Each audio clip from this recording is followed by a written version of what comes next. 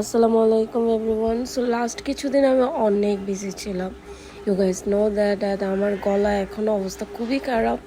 So এটা হচ্ছে আমি তোমাদের সাথে একে একে শেয়ার করতেছি। এটা হচ্ছে আমার শ্বশুরের যেদিন অপারেশন হয় সেদিন সারা রাত ধরতে গেলে আমরা ঘুমাই নাই, অ্যান্ড ভোর 6টা 6:30 বাজে আমরা বের হয়ে হসপিটালে যাই।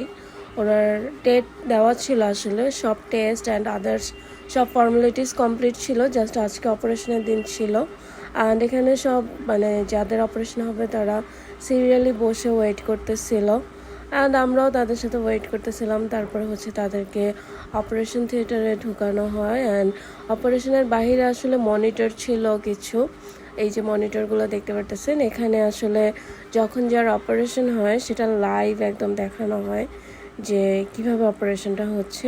এই জিনিসটা আমার কাছে খুবই ভালো লাগছে, আর কিছুটা অদ্ভুতও লাগছিল, ভালো লাগছিল, কারণ এরকম একটা জিনিস দেখে মনে হচ্ছিল আল্লাহ সুবহানাহু ওয়া তাআলা আমাদের কত নিখুঁতভাবেই না বানিয়েছে। তো যাই হোক, অপারেশন অনেক ভালো করে হওয়ার পরে আমার শ্বশুর আব্বুকে হচ্ছে গিয়ে বেডে দিয়ে দেয়, উনি রেস্টে ছিল। তো এর মধ্যে হচ্ছে অনেকটা বেলা হয়ে গিয়েছিল, প্রবাবলি বেলা 11টা 12টা বেজে যাচ্ছিল। তখন আমার প্রচুর মাথা ব্যথা করতেছিল। দেন তোমাদের ভাইয়া হচ্ছে আমাকে নিয়ে একটু বের হয় চা খাওয়ার জন্য।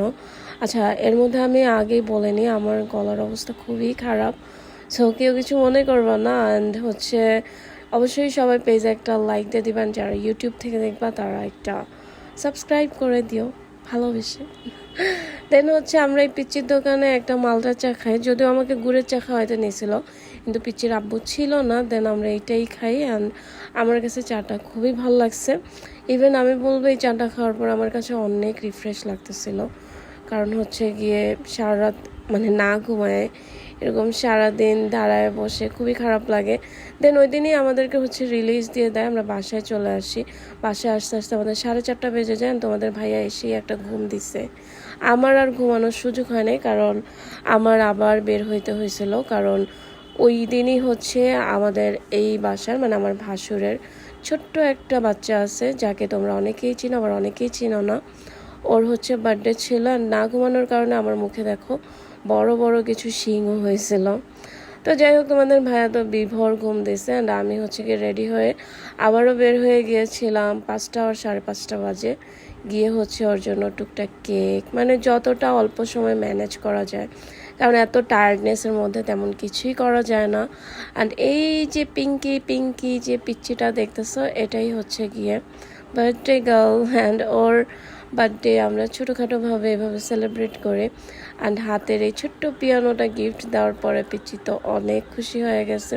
যদিও আমি বলেছিলাম যে তোমার বার্থডেটা একদিন পরে সেলিব্রেট করি, বাট না ভাই, সে নাছোড় বান্দা, তার ওই দিনই করতে হবে, সে কান্নাকাটি করতেছিল।